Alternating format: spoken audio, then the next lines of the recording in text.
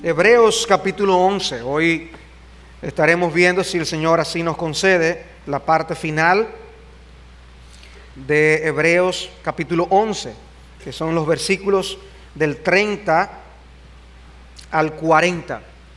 Del 30 al 40.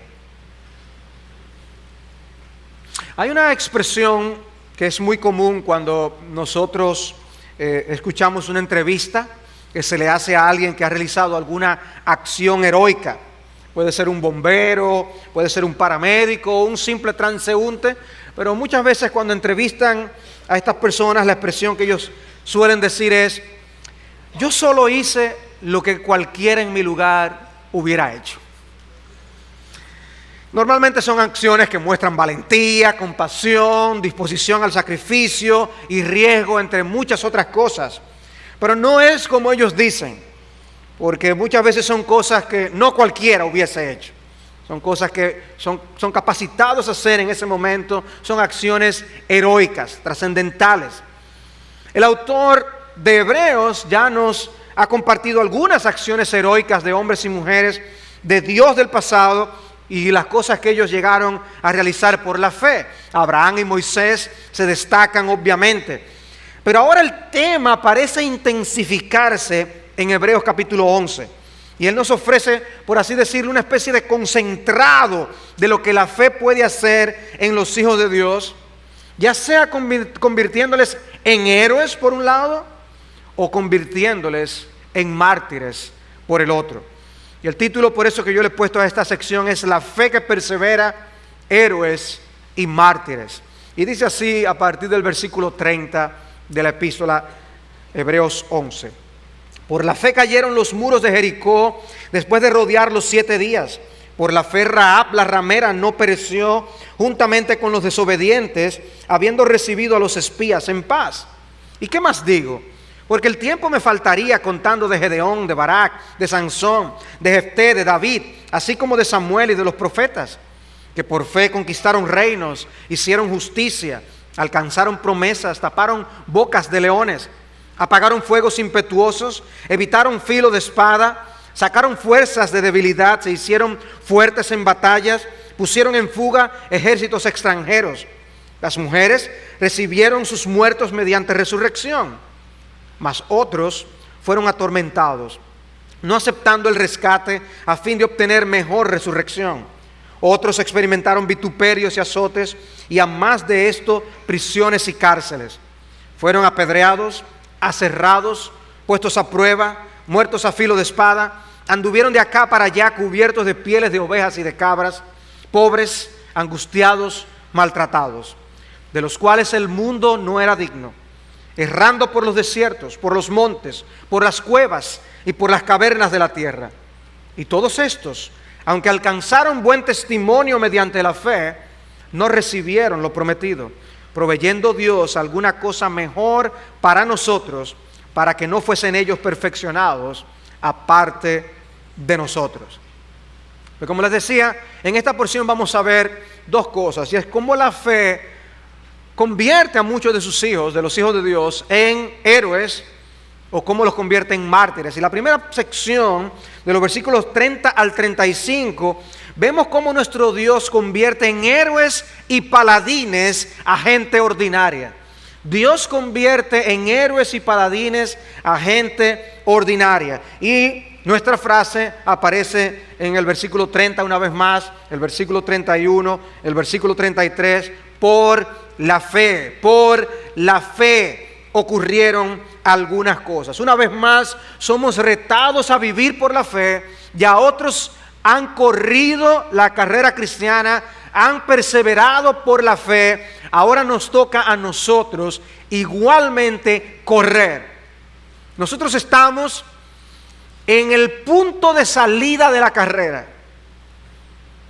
y se nos pasa una película antes de arrancar, y es la forma como otros siervos de Dios del pasado corrieron por la fe.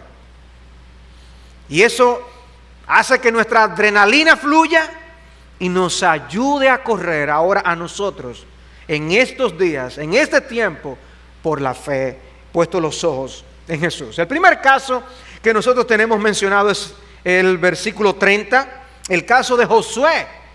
Josué y la victoria que el pueblo de Israel tuvo sobre la ciudad de Jericó. Dice el versículo 30, por la fe cayeron los muros de Jericó después de rodearlos 7 días. Esta primera historia nos lleva a una ciudad amurallada de antaño, Jericó. El Señor introdujo a su pueblo en la tierra prometida, pero ahora había enemigos que vencer dentro de esa tierra. Y uno de los obstáculos era la ciudad de Jericó. Imagínense que ustedes vienen, han cruzado el desierto, se introducen a la tierra prometida y ahora le dicen, ahora gánensela. Y llegan a esta ciudad, a esta muralla. Y dicen, uy, ¿cómo nosotros vamos a vencer esto? Era una ciudad con condiciones que permitían subsistir aún en medio de haber sido sitiada. Podía tener su fuente de agua, podían subsistir por todo el alimento que podían albergar allí por mucho tiempo, y esas murallas le protegían del avance de cualquier ejército. Para conquistar una ciudad como esa, tenía que estar con equipos y con armamentos especiales que los israelitas no tenían. Era una ciudad difícil de conquistar. Lo que tenían por delante era un desafío a la fe. Ahora, justo antes de atacar, Josué tiene una experiencia inolvidable. Esa experiencia está en Josué capítulo 5, los versículos 13 al 15. Esto fue lo que le pasó a Josué. Dice, estando Josué cerca de Jericó, alzó sus ojos y vio un varón que estaba delante de él, el cual tenía una espada desenvainada en su mano. Y Josué, yendo hacia él, le dijo, ¿eres de los nuestros o nuestros enemigos? O sea, él no sabía, ¿tú estás con nosotros o contra nosotros? Él lo que ve es a un guerrero. Él respondió, no, mas como príncipe del ejército de Jehová he venido ahora. Cuando Josué oye esto, dice que él, postrándose sobre su rostro en tierra, le adoró y le dijo, ¿qué dice mi señor a su siervo? Josué comprendió que estaba en la presencia misma de Dios. Y dice que el príncipe de Jehová le respondió a Josué, quita el calzado de tus pies, porque el lugar donde estás es santo. Y Josué inmediatamente lo hizo. ¿Y eso no nos recuerda otra historia del Antiguo Testamento? ¿No nos recuerda el encuentro que Moisés tuvo con el Señor?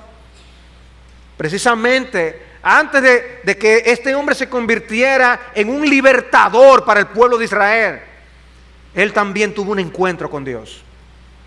Él tuvo un encuentro con la zarza ardiente, donde también se le dijo que quitara el calzado de sus pies. Era un encuentro con el Dios Santo. Yo soy el que soy, Moisés. ¿Por qué tú vas a hacer lo que yo te digo de liberar a mi pueblo? Siendo tú un don nadie. ¿Por qué yo ahora a tus 80 años te voy a enviar y vas a ser un instrumento para sacar a ese pueblo de la esclavitud? Porque yo soy el que soy, Moisés. Y así mismo está ahora Josué delante de este reto a la fe. Y Dios le dice, yo soy el que voy contigo.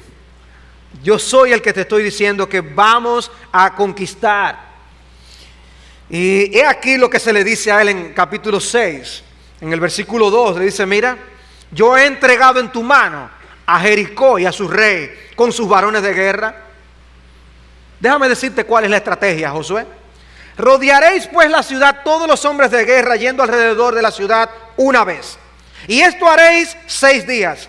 Y 7 sacerdotes llevarán 7 bocinas de cuernos de carnero delante del arca. Y al 7º día daréis 7 vueltas a la ciudad y los sacerdotes tocarán las bocinas.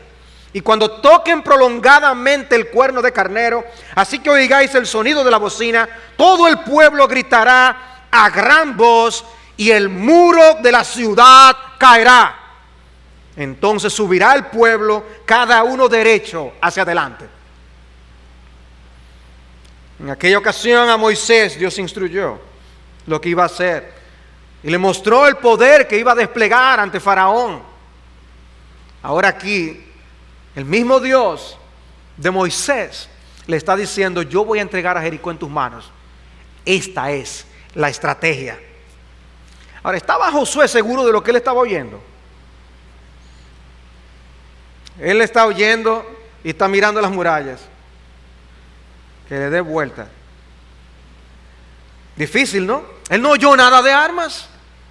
Él no oyó ninguna estrategia militar. Era una guerra un poco convencional. Poco convencional. El Señor le dijo que iban a ganar esa batalla con una procesión religiosa. Difícil. Si no, dando vueltas, Josué. Tú oíste bien. 7 días dando vueltas. Tocando las bocinas, eso sí. O sea, con el toque de bocina que derriba murallas. Pero Josué era un hombre fiel. Él fue al pueblo y les dijo lo que Dios le había comunicado. En Josué capítulo 6, versículo 6, él entonces llama a los sacerdotes y les dice: llevad el arca del pacto, y 7 sacerdotes lleven bocinas de cuerno de carnero delante del arca de Jehová. Y dijo al pueblo: pasad y rodead la ciudad, y los que están armados pasarán delante del arca de Jehová. Y así que Josué hubo hablado al pueblo, los 7 sacerdotes llevando las 7 bocinas de cuerno de carnero pasaron delante del arca de Jehová, tocaron las bocinas y el arca del pacto de Jehová los seguía. Y los hombres armados iban delante de los sacerdotes que tocaban las bocinas, y la retaguardia iba tras el arca mientras las bocinas sonaban continuamente. Y Josué mandó al pueblo diciendo: no gritaréis, ni se oirá vuestra voz, ni saldrá palabra de vuestra boca, hasta el día que yo diga: gritad, entonces gritaréis. Así que él hizo que el arca de Jehová diera una vuelta alrededor de la ciudad, y volvieron luego al campamento, y allí pasaron la noche. O sea, Dios no le habló nada de armas cuando le habló de la estrategia a Josué. Pero aquí vemos que cuando Josué habla con el pueblo, él pone a los hombres armados que vayan ahí. Yo no sé lo que eso significa. Pudo haber sido que Josué dijo: por si acaso, vamos a poner algunos hombres armados. Pero la verdad es que Dios no le dijo que llevara. De hecho, nada de lo que iban a hacer ese día iban a usar armas. Porque ellos lo que iban a hacer era dar la vuelta a la ciudad. Pero por si acaso, a ellos se le ocurren, a lo mejor dijo: vamos a llevar algunas armas. Ellos debían tocar las bocinas de continuo y no decir nada, calladitos.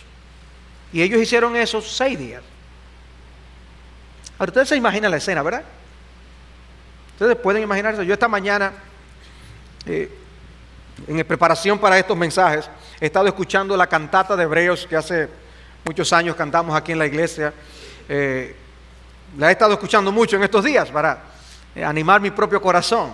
Esta mañana pues yo oía la canción llamada Jericó. Y yo y Gabriel nos pusimos a marchar y a dar vueltas alrededor de las murallas de Jericó. Puse una tapa que era las murallas de Jericó y estábamos dando todas las vueltas allí para... Imagínense la escena. No a mí, la escena del pueblo de Israel. Una vuelta, tocando bocinas. La gente está curiosa arriba de las murallas. ¿Y qué será lo que esta gente está haciendo? Y vuelve al otro día y vuelve y hacen lo mismo. Y no dicen media palabra. Y vuelve al otro día y vuelven y hacen lo mismo. Yo puedo imaginarme a los de la muralla con interrogantes, pero también puedo imaginarme a los del pueblo de Israel con interrogantes. Ven acá, esto no fue lo que hicimos ayer. Sí, Dios dijo que lo hiciéramos 6 veces. Ah, ok. Y vuelven otra vez, y vuelven otra vez. Cuando llegan al 7º día, hoy hay que hacerlo 7 veces. ¿Cómo?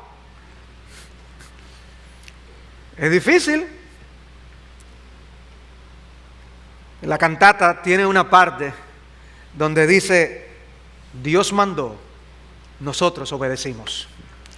O sea, hacer lo que Dios dice. Dice Josué 6:16: y cuando los sacerdotes tocaron las bocinas la 7ª vez, Josué dijo al pueblo: gritad, porque Jehová os ha entregado la ciudad.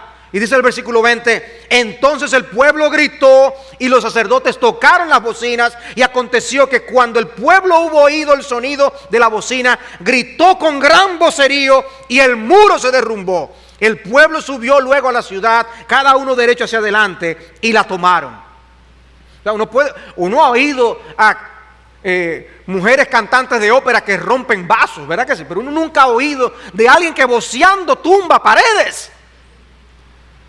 Pero eso fue lo que exactamente ocurrió. Dios usó un método que le demostraba a ellos que no era ni por la fuerza de ellos, ni por su astucia, sino por el poder de Dios, ellos conquistaron esa ciudad. Es algo realmente inverosímil, humanamente hablando. Pero Josué tuvo fe y esa fe venció a Jericó. Una victoria que no es más que una muestra de lo que Dios hizo con ellos para introducirlos en la tierra prometida. ¿Y quiénes eran ellos cuando salieron de Egipto? Ellos eran unos esclavos que habían sido sometidos por cientos de años. Y ahora por la fe, finalmente, viendo el cumplimiento de estas promesas, ven al poder de Dios vencer al pueblo enemigo. Es evidente que Dios está bendiciendo a su pueblo, que decide actuar cuando se lleva del consejo de Dios y hace las cosas a la manera de Dios. Confía en Dios, haz las cosas a la manera de Dios y Dios bendecirá. Yo puedo imaginarme lo que pudiera haber pasado si los que estuvieran allí con Josué fueran la generación que pereció en el desierto por causa de su incredulidad. Me puedo imaginar la oposición que le hubieran hecho a Josué y le hubieran inquietado diciéndoles que ellos nunca habían oído que una ciudad fuera conquistada de esa forma. Y puede ser que eso te suceda a ti también, cuando tú trates de hacer la voluntad de Dios y de vivir por fe hoy día. Te susurrarán que eso no va a funcionar, que las cosas han cambiado. Oirás asuntos contrarios a las Escrituras de personas que leen la misma Biblia que tú, pero son gente que no están confiando en Dios, sino en sus propias opiniones. Y tú y yo, sin embargo, tenemos que vivir por la fe, como Josué lo hizo. Por la fe cayó esa ciudad de esa forma. Impresionante. ¡Qué heroísmo! ¡Qué heroísmo! Pero hay un segundo personaje, Rahab, versículo 31. Dice, por la fe Rahab la ramera no pereció juntamente con los desobedientes, habiendo recibido a los espías en paz. La fe no era solo para los hombres, sino también para las mujeres. La fe no era solo para los israelitas, era también para los que estaban fuera. Los habitantes de Jericó se habían constituido en enemigos del pueblo de Dios, excepto una mujer que creyó. La fe no es solo para los que tienen la ley de Dios, como la tenían los judíos. La fe no es solo para los que den importancia a la ley de Dios y aún logren ver que son pecadores ante esa ley. No, la fe también era para pecadores, como los paganos que había en esa ciudad. La fe también es para personas que son muy pecadores, no solo cualquier pecador. Esta mujer era una ramera, era muy pecadora aún a los ojos de los demás. Ese es el caso de una mujer muy pecadora que alcanzó el sitial de heroína por medio de la fe. Era conocida de esa manera, Rahab la ramera. Esa era su fama. Pero Dios nos anuncia cómo Él puede obrar en una mujer así y llevarla a ser portento para su gloria. Wow. Hermanos, Dios no siempre está anunciando lo que tú y yo hicimos en el pasado, pero en este caso Dios ha permanecido mencionando lo que es Rahab, lo que ella hizo, para que la gloria de Dios sea mostrada de manera evidente en su historia. Y los hijos de Israel habían enviado espías para reconocer la ciudad. Envían 2 espías y ella les dio albergue a estos hombres y los protegió. Y hubo algo que ella le dijo a esos espías que mostró la fe que tenía en Josué capítulo 2, versículos 9 en adelante. Dice, yo sé que Jehová os ha dado esta tierra, porque el temor de vosotros ha caído sobre nosotros. Y todos los moradores del país ya han desmayado por causa de vosotros. Hemos oído que Jehová hizo secar las aguas del Mar Rojo. Oigan eso. Ellos llegaron a oír la historia de lo que pasó con el Mar Rojo. Dice, y lo que habéis hecho a 2 reyes de los amorreos que estaban al otro lado del Jordán. Dice que oyendo eso, nuestro corazón ha desmayado. No ha quedado aliento en hombre alguno por causa de vosotros, porque Jehová vuestro Dios es Dios arriba en los cielos y abajo en la tierra. ¡Wow! ¡Qué testimonio el de esta mujer! O sea, tienen que imaginarse un pueblo completamente pagano y a una mujer abrazando esa realidad de Dios. Eso es como nosotros escuchar a alguien proclamar algo así en medio de una mezquita musulmana en un país donde solamente hay musulmanes prácticamente. Y así fue librada esta mujer y su familia. Cuando Israel conquistó Jericó, acordaron librarla a ella y a los suyos. Y ella no pereció, y me llamó la atención esa frase, con los desobedientes. Con los desobedientes. Pareciera como si Dios estuviera demandando que esa fama de Dios que había llegado a oídos de los demás, ellos debieron haber hecho algo con eso, como hizo Rahab, pero fueron desobedientes y Dios los destruyó. Quiera Dios seguir salvando a muchas Rahabs por la fe. Amén. Ahora ya el autor empieza a mencionar a otros héroes. Ya el autor cambia el ritmo a partir del versículo 32. Y esta sección del 32 al 35 la he llamado otros héroes, nombrados y anónimos, pero son otros. Se destaca el evento particular de la conquista de Jericó, el evento particular de la fe de Rahab, pero ahora oigan cómo cambia el ritmo el autor. Versículo 32. ¿Y qué más digo? Porque el tiempo me faltaría contando de Gedeón, de Barak, de Sansón, de Jefté, de David, así como de Samuel y de los profetas, que por fe conquistaron reinos, hicieron justicia, alcanzaron promesas, taparon bocas de leones, apagaron fuegos impetuosos, evitaron filo de espada, sacaron fuerzas de debilidad, se hicieron fuertes en batallas, pusieron en fuga ejércitos extranjeros, las mujeres recibieron sus muertos mediante resurrección. Ven ustedes aquí que el autor enfrentó lo mismo que nos sucede a nosotros los predicadores muchas veces, donde él tenía más cosas que decir que tiempo para decirlas. Él dice, ¿qué más digo? El tiempo me faltaría.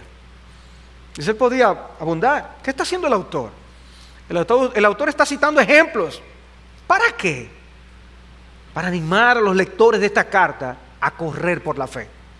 Y él está citando ejemplos, casos del Antiguo Testamento. Dice, yo pudiera multiplicar los ejemplos, pero déjenme mencionar por nombre algunos, y ahí es donde menciona estos nombres, historias que eran familiares para ellos. Algunos eran jueces, otros reyes, otros profetas. Gedeón, Barak, Sansón, Jefté, David, Samuel, mencionados por nombre. Y luego dice los profetas sin mencionar los nombres. ¿De qué profetas? Que pudiera estar incluyendo a Elías, Eliseo, Isaías, Jeremías. Pero la lista de las obras portentosas que esos paladines hicieron está allí. Y es una lista que impacta. Conquistaron reinos por la fe. Hicieron justicia. Eran jueces que llegaron a hacer justicia y a defender la justicia. Alcanzaron promesas. Cosas que le habían prometido, vivieron por ellas. David fue prometido ser ungido rey. Y eso se cumplió a pesar de toda la oposición que había contra él. Taparon bocas de leones, lo que pasó con un Daniel. Apagaron fuegos impetuosos, quizás una referencia a los amigos de Daniel, que aunque no era un fuego literal que ellos apagaron así, Dios lo preservó en medio del fuego. Evitaron filo de espada, fueron librados. ¿Y cuántas veces no quiso aún el mismo Saúl matar a David? Y no lo pudieron matar. Sacaron fuerzas de debilidad. Hombres que llegaron a decir, Señor, ¿y quién soy yo para hacer lo que tú me estás pidiendo que yo haga?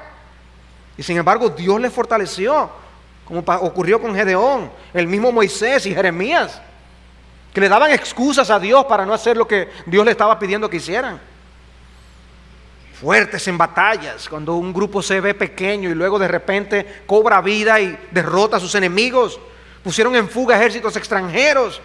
Y esa frase que llama tanto la atención, las mujeres recibieron sus muertos mediante resurrección. Esos milagros que Elías y Eliseo hicieron, esas viudas que recibieron a sus hijos. Gedeón es mencionado por nombre, un hombre que arriesgó su vida derribando un altar de Baal y quitando la imagen de acera, que nada más y nada menos que era su papá que tenía. Y él va de noche y destruye esto. Ahora, eso fue todo un evento. Dicen Jueces capítulo 6, y se dijeron unos a otros, ¿y quién ha hecho esto? ¿Quién fue el loco que se atrevió a derribar el altar de Baal y la imagen de Acera? Y buscando y preguntando, le dijeron, oh, Gedeón, hijo de Joás, lo hizo. Entonces los hombres de la ciudad le dijeron a Joás, saca a tu hijo para que muera, porque ha derribado el altar de Baal y ha cortado la imagen de Acera. Y Joás respondió a todos los que estaban junto a él, ¿contenderéis vosotros por Baal? ¿Defenderéis su causa? Cualquiera que contienda por él, que muera esta mañana. Si es un Dios Baal, oigan esto, contienda por sí mismo con el que derribó su altar. O sea, el papá tenía el altar, pero él le dice, si a Baal mismo no se supo defender, entonces ¿para qué lo voy a defender yo? Pero fíjense cómo lo querían matar a Gedeón. Él lo hizo con valentía. Fue Gedeón quien derrotó el ejército de los madianitas con un pequeño ejército de 300 hombres. Tenía 32,000 hombres y fue bajando. No, esos son muchos, bájalo, 10,000. Se quedó con 300. ¿Y cómo era el ejército contrario? Bueno, en Jueces 7 se nos dice. Dice, los madianitas, los amalecitas y los hijos de Oriente estaban tendidos en el valle como langostas en el camino. Eso era así. En multitud, y sus camellos innumerables, como la arena que está en la ribera del mar de multitud. No dice cuántos eran, pero de 300 contra una multitud innumerable, hay una diferencia, ¿verdad que sí? Era como si te dijeran, mira, ve enfréntate a esa pandilla con una pistola de mito y una granada de plástico. Y ahí va Gedeón. ¿Y qué sucedió? Dice el texto que Dios hizo que los soldados de los madianitas y amalecitas se mataran unos a otros. En otras palabras, se hubiera podido hacer con menos. Dios lo podía hacer con 0, porque fue Dios que lo hizo.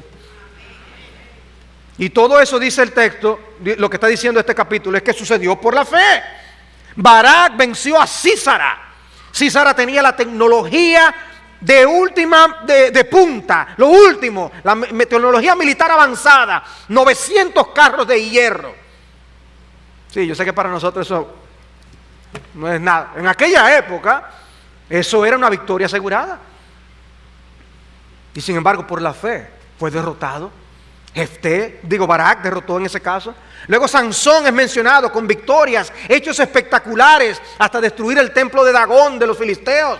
Jefté, que liberó al pueblo de los amonitas. David, que desde que venció a Goliat hizo toda una lista de victorias militares.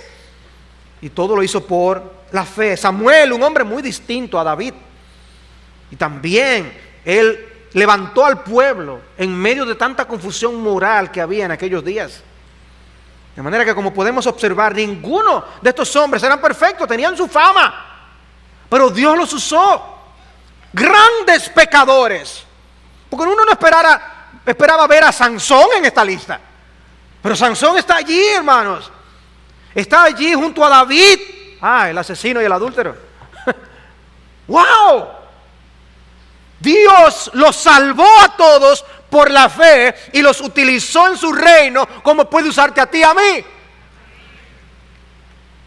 Dios no llama a gente que nunca ha pecado. Dios precisamente salva a pecadores. Esa es la fe que opera en hombres comunes y corrientes y los convierte en héroes. No se nos dice nada del voto insensato que hizo Jefté, ni de las debilidades de Samuel como padre, ni del hecho de que Barak no quiso ir solo sin Débora a la guerra.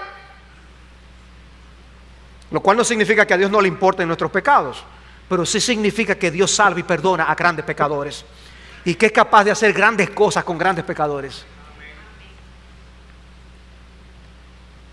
Todo por la fe. Dios puede convertir a gente ordinaria en héroes. Pero hay un cambio en el versículo 35. Y nos muestra que también Dios convierte a gente débil y pusilánime en mártires. Dios es capaz de convertir a gente débil y pusilánime en mártires. El diccionario de la Real Academia Española tiene 3 acepciones para mártir.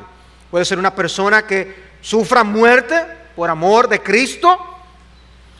Por extensión, dice en segundo lugar, puede ser una persona que padezca mucho en defensa de sus creencias y sus convicciones.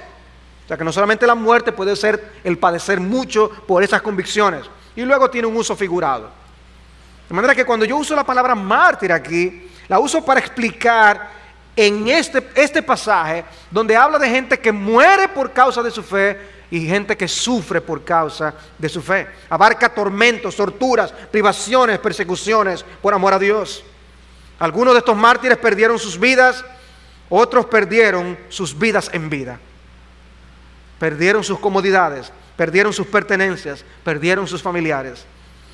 Pero estuvieron dispuestos a entregar sus propias vidas por amor a Dios, prefiriendo, dice el texto, sufrir torturas bárbaras y muertes crueles antes que pecar contra su Señor.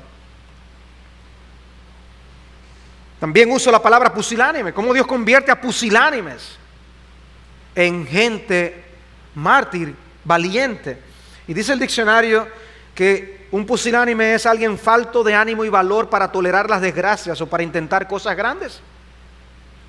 Y Dios convierte a gente pusilánime en mártires. Gente que pudo haber huido.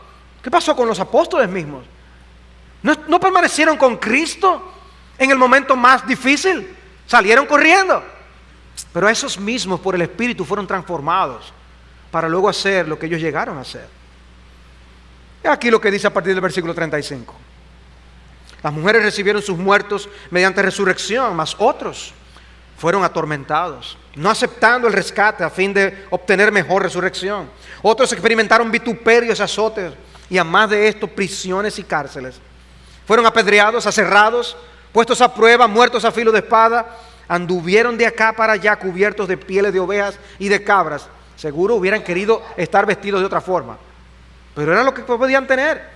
Pobres, angustiados, maltratados, de los cuales el mundo no era digno, errando por los desiertos, por los montes, por las cuevas y por las cavernas de la tierra. El cambio de ritmo aparece aquí en el versículo 35 a la mitad. Y lo hace con una frase importante. Más otros. Más otros. Las mujeres recibieron sus muertos mediante resurrección. Más otros. Ha estado describiéndonos actos heroicos. Más otros. Por la fe no llegaron a ser actos heroicos. Otros por la fe sufrieron y murieron. Pero es la misma fe. Pero hay otros resultados. En ambos la fe estaba en operación. Pero lo que hicieron fue muy diferente. Más otros. Este es otro lado de la historia. Con los siguientes héroes anónimos que yo tengo en mente, les dice el autor, no ocurrió lo mismo, aunque también ocurrió por la fe. Y aquí cito a un autor donde dice, la fe puede tener dos tipos de desenlace. Por la fe podemos ser salvos de la muerte y por causa de la fe podemos tener que afrontar la muerte. La fe puede conducirnos a la liberación de la cárcel o al encarcelamiento, a la sanidad o al martirio. Como respuesta a la fe, Dios puede intervenir para librarnos. Y por la fe tenemos que seguir adelante, aun cuando Dios no interviene para librarnos. ¿Qué ocurrió con Pedro? Dios envió un ángel que lo libró, pero Jacobo no, Jacobo murió. Ambos eran hombres de fe, pero no fue el mismo resultado. Esa lista anterior que vimos en la sección anterior nos podía dejar la impresión de que la fe siempre nos va a dar la victoria y nos va a librar de los peligros. Pero no, hay una transición en el versículo 35 que nos enseña lo contrario. El Antiguo Testamento nos presenta el caso de profetas, ciertamente, que resucitaron a los hijos de viudas.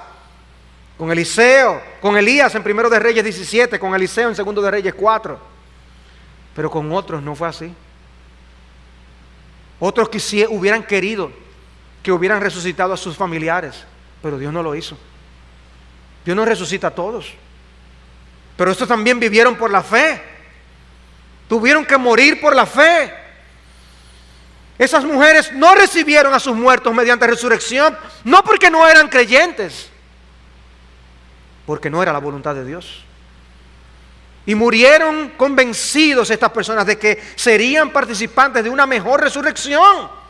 ¿Sabían ustedes que hay una resurrección mejor que otra? Eso es lo que dice el texto. Sabiendo que participarían de una mejor resurrección.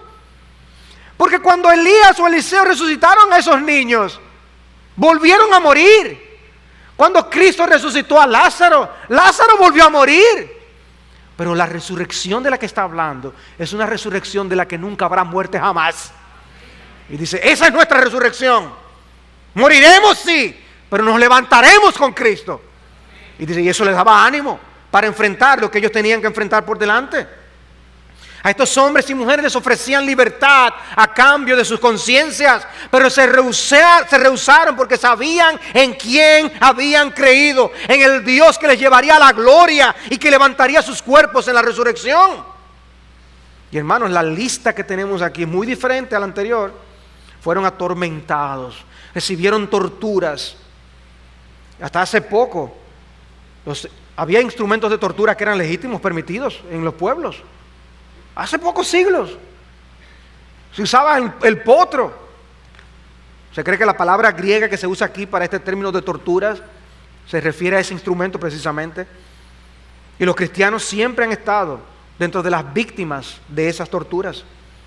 Y experimentaron vituperios y azotes, eran menospreciados, eran abofeteados, eran los que conseguían los peores trabajos, eran heridos físicamente, fueron objeto de grandes injusticias.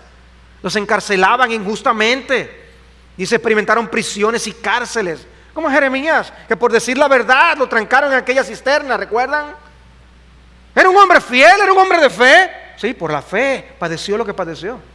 No por ser un incrédulo. Dice que fueron aserrados. Uno solamente escucha y lee los reportes de estas muertes a estos periodistas que están haciendo la gente del Estado Islámico y uno repugna. Yo no ni quiero ver los videos. Pero aquí nos dice que profetas de Dios, siervos de Dios fueron aserrados. Eso se cree lo que fue lo que pasó con Isaías. Lo cortaron por la mitad. ¡Wow! ¡Qué terrible! Dice que fueron muertos a filo de espada. Pero esa descripción general luego anduvieron de acá para allá cubiertos de pieles de ovejas, de cabras, pobres, angustiados, maltratados, errando por los desiertos, por los montes, por las cuevas, por las cavernas. Tenían que estar huyendo. Gracias a Dios que aparecían cuevas.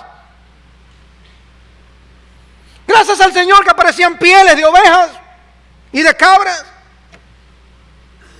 Pero eran maltratados, hermanos nuestros, que sufrieron lo indecible. Echados y perseguidos por la sociedad, tenidos por indignos, pero nuestro autor dice que en el fondo la realidad es otra, de los cuales el mundo no era digno. El mundo no era merecedor de tener esos hombres y mujeres viviendo en la tierra. ¡Wow! En otras palabras, la estima de Dios por ellos era tremenda. No, este mundo no es digno para ellos. Indignos de ellos. Hay tribulaciones y aflicciones que han venido al pueblo de Dios, que no son por enfermedades ni por fenómenos naturales, sino por ser fieles a Dios. Y eso ha provocado persecución y oposición, el aborrecimiento del mundo. Y los lectores de esta carta, ellos mismos habían padecido y sufrido persecución ya, pero todavía no había llegado lo peor. Todavía Nerón no se había levantado allí para enviar todas esas persecuciones terribles que sucedieron. Y Dios los estaba preparando con esta carta para lo que venía. Y lo que venía dentro de poco. Y así nosotros vemos las persecuciones que hubo bajo diferentes emperadores. Y llegamos aún hasta los días de la Reforma y las persecuciones de la Inquisición. Miles de cristianos fueron martirizados de las maneras más horrendas que el hombre puede concebir, solo porque ellos decían que creían a la Biblia y leían la Biblia y creían en la justificación por la fe sola, solamente y únicamente en Jesucristo. Y por eso eran quemados en la hoguera. Muchos de nuestros hermanos, y llegamos a la actualidad donde se calcula que los mártires superan por mucho todos los mártires anteriores de la historia, porque hoy hay más persecución contra los cristianos que nunca en el mundo. Y las verdades de Hebreos 11 por eso son muy relevantes para nosotros hoy, precisamente porque estamos viviendo en días donde la escala de valores está al revés. Y quizás no estamos viviendo la peor persecución como están sufriendo muchos de nuestros hermanos en el mundo. Hermanos que no saben cuándo van a tener una pistola en sus cabezas. Hermanos que no saben cuándo van a ser degollados. Hermanos que no saben cuándo va a ser la última vez que van a poder leer sus Biblias, porque si los encuentran los matan. O en algunos lugares la condena es, si los encuentran con una Biblia, trabajar trabajos forzados por el resto de su vida. Hoy en día hay cristianos cuyos hijos han nacido en campos de concentración y ellos no conocen otra cosa que lo que hay dentro de esos campos de concentración. Eso es hoy. Hermanos tuyos y míos, por su fe, por la fe. Mientras tanto, el evangelio de la prosperidad hace creer a las personas que quienes tienen fe son librados de penas y calamidades. Y la palabra de Dios, hablando precisamente de gente de fe, nos enseña que muchas veces los hijos de Dios serán expuestos a grandes penurias, a calamidades, aflicciones y persecuciones. Muchas veces la voluntad de Dios hay que hacerla, pero en otras ocasiones la voluntad de Dios hay que experimentarla. Nosotros hacemos la voluntad de Dios cuando obedecemos la palabra, pero también tenemos que aceptar la voluntad de Dios cuando nos toque a nosotros la persecución. Ellos permanecieron. Ese es el punto de esta epístola. Perseverar por la fe, aún en medio de esas aflicciones, aún en medio de esas persecuciones. Este autor está alentando, hermanos, no se desanimen, no importa la oposición, no importa que los cristianos los menosprecien y que echen a la basura sus ideas y sus concepciones.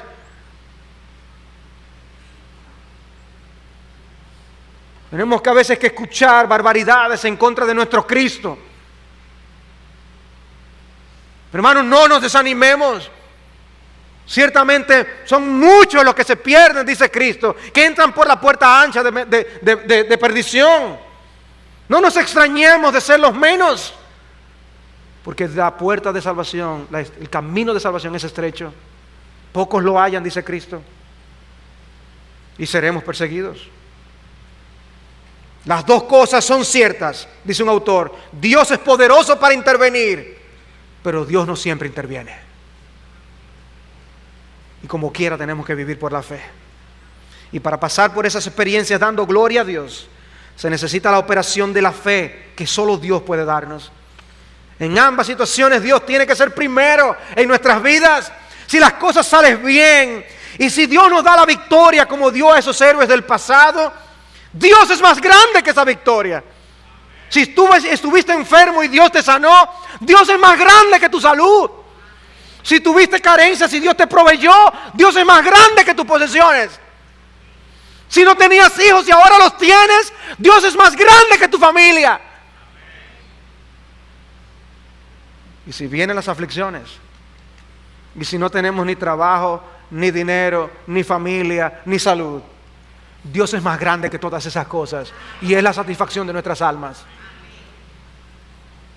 Dios tiene que ser lo primero para que cuando llegue la hora nos mantengamos en el camino. Y eso por la fe, solamente por la fe. Por eso Pablo podía decir que para él el vivir era Cristo y el morir era ganancia, porque partir y estar con Cristo es muchísimo mejor. No mejor, muchísimo mejor. Y por eso estos hermanos estuvieron dispuestos a enfrentar estas cosas que enfrentaron. Y dice el versículo 39, y todos estos, aunque alcanzaron buen testimonio mediante la fe, no recibieron lo prometido, proveyendo Dios alguna cosa mejor para nosotros, para que no fuesen ellos perfeccionados aparte de nosotros. ¿Qué quiere decir este texto? Ellos alcanzaron buen testimonio. Es una de las cosas que se mencionan al inicio del capítulo. Y lo hicieron por medio de la fe. Pero dice, ellos no alcanzaron lo prometido. Recuerden que ellos estaban esperando la ciudad eterna. No una tierra, un pedacito de tierra aquí en el mundo, no. Dice, proveyendo Dios alguna cosa mejor para nosotros. ¿quién ha recibido más? ¿Los creyentes del Antiguo Testamento o nosotros? ¿Bajo qué pacto es mejor vivir? ¿Bajo el antiguo o bajo el nuevo pacto? Hermanos, si ellos vivieron así e hicieron lo que hicieron, estando en un pacto inferior, ¿cómo deberíamos vivir nosotros que estamos en un mejor pacto? ¿No deberíamos nosotros estar más agradecidos y al menos hacer lo mismo que ellos hicieron? Dice Cristo en Lucas 10:23, volviéndose a los discípulos les dijo: bienaventurados los ojos que ven lo que vosotros veis, porque os digo que muchos profetas y reyes desearon ver lo que vosotros veis y no vieron, y oír lo que oís y no lo oyeron. En otras palabras, Cristo le está diciendo: óyeme, qué privilegiados son ustedes. Hermanos, qué privilegiados somos nosotros. Y podemos decir nosotros que estamos corriendo como a nosotros nos corresponde correr la carrera de la fe. Somos salvos por la misma fe, pero ellos no conocieron lo que nosotros hemos conocido. Nosotros hemos visto gran parte de lo prometido llegar. Ellos lograron mucho, sufrieron mucho, soportaron mucho en su perseverancia y corrieron bien.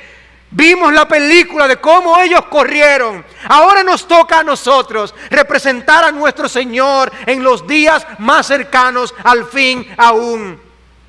Dios pudo haber hecho todo lo que hizo sin estos hombres y mujeres, pero Él ha decidido utilizar a hombres y a mujeres para hacer su obra con su pueblo. Y la pregunta es: ¿dónde encajamos tú y yo en la historia de la redención, en la historia de Dios en este mundo? ¿Qué estamos dispuestos a dejar y a sufrir por el reino de Dios? Nos toca correr la carrera, te toca correr. Tú estás caminando en vez de correr. Estás caminando. ¿O te has detenido en el camino? ¿O quizás estás dando marcha atrás? El que retrocediere no agradará a mi alma. Así termina el capítulo 10, dice el Señor. Pero nosotros no somos de los que retroceden, sino de los que tienen fe para preservación del alma. ¡Sigue corriendo! ¡No te detengas! El propósito de este capítulo, como les decía, fue exhortar a los lectores de esta epístola a continuar la vida cristiana por la fe. Hermanos, no es suficiente comenzar por la fe. No es suficiente correr un tiempo por la fe. Hay que llegar a la meta. Y hay que llegar a la meta por la fe. El propósito de esta epístola con esos lectores originales no es muy diferente al nuestro. Necesitamos el impulso que representa ver que es posible, que Dios puede transformar nuestra falta de fe y de valor en arrojo, en intrepidez y en valentía. El Señor ha hecho de muchos que están aquí héroes y heroínas. Sí, ustedes que están aquí. Este salón está lleno de héroes y heroínas. Vuestras historias no están escritas en los anales de este mundo, pero nuestro Padre Celestial sí las ha escrito en sus libros eternos, porque Él no es injusto para olvidar el trabajo de amor que habéis hecho a tantas personas. Ustedes han realizado proezas de abnegación, criando a vuestros hijos para la gloria de Dios en medio de gran oposición. Muchos de ustedes que pudieron haber actuado en venganza en algunas ocasiones difíciles, decidieron pagar con bien al que les hizo mal, porque el Espíritu de Dios les ha convertido en héroes por la fe. Muchos han resistido el amor al mundo y el amor al dinero con acciones concretas que les ha costado mucho. Pero eso no es para gloria de ustedes, eso fue por la fe. Este mundo tampoco es digno de ustedes. Y Dios les ha preparado una ciudad cuyo arquitecto y constructor es Dios. Pero todavía nos queda mucho por hacer. Aunque son héroes ya, quizás Dios quiera convertirnos a algunos de nosotros en mártires. Y tengamos que sufrir no simplemente por providencias de la vida, sino por causa de nuestra fe. Nosotros tenemos que enfrentar un reto similar hoy en día. Y quiero citar a un autor que escribe un comentario de Hebreos titulado precisamente No vuelvo atrás. Y nos lanza un reto con respecto al tema del evangelismo. Él dice: hay trabajo que hacer para Dios. En particular se nos requiere llevar el evangelio al mundo. Esto parece una tarea imposible. Debemos decir a la gente que Dios les ve como pecadores. Con razón tiene prejuicio contra nosotros con el mensaje desde el principio. Después, en un mundo que valora la confianza en uno mismo, debemos llamar a la gente a confiar solo en Dios. Más aún, tenemos que usar un método poco sofisticado, tan raro que la gente moderna se sonríe ante él. Debemos predicar. Dios exige que hablemos a las personas. Esto incluye la predicación formal. También incluye ser francos con las personas en las conversaciones diarias. Todos tenemos el deber de hablar con otros acerca del Evangelio. Algunos creyentes, no obstante, parecen sentir que el evangelismo no puede ser tan sencillo. Tiene que haber más. De otra forma no va a funcionar. Eso le pudo haber funcionado a los puritanos o a los metodistas de antaño, pero el mundo ha cambiado. Nuestro deber es hacer lo que se nos dijo que hiciéramos, confiando en que Dios logrará sus propósitos. Nuestro deber es hablar con la gente. El mundo debe descartar esto como un método, puede descartar esto como un método estúpido, como imagino se burlaron de los israelitas, los defensores de Jericó, pero no perdamos la compostura, las murallas caerán a su debido tiempo. Amados hermanos, tú y yo tenemos que hablar del Evangelio y creer en que el método de Dios funcionará, las murallas caerán. ¿Qué tan grande es tu Jericó? Quizás tu Jericó sea una tentación. Quizás sea un deber monumental que tú tienes por delante. Quizás sea un temor que te paraliza. Y yo te digo, marcha mi hermano, marcha mi hermana. Dale las vueltas que Dios te ha dicho en su palabra que tú le des a la ciudad. Confía, porque aquellas murallas cayeron por la fe. Y por la misma fe en Dios también podrás vencer. Oh, nuestro Dios, reciba la gloria, el honor y toda atribución que le corresponde solo a Él. Porque hay un pueblo que ha decidido confiar en Él para anunciarle, proclamarle y darle a conocer porque vale la pena. Oh, que Dios nos ayude a vivir por la fe. Oh, mira cuántos héroes y heroínas. Y no sé cuántos estarán dispuestos a ser mártires. Nadie ha decidido, yo voy a ser un mártir. Dios nos hace mártires por la fe, si es su voluntad. El punto, hermanos, es hoy, para que eso sea así, hoy tenemos que decidir vivir por la fe y no por la vista. ¿Qué hace el autor después? Decirnos, ante esta nube de testigos, corred la carrera que tenemos por delante. Pero eso lo veremos la próxima semana, si el Señor lo permite. Debemos correr la carrera que tenemos por delante. Yo quisiera terminar cantando otra vez más el himno Volverá, para poner la esperanza de la venida del Cristo en nuestro corazón y vivamos a la luz de esa esperanza.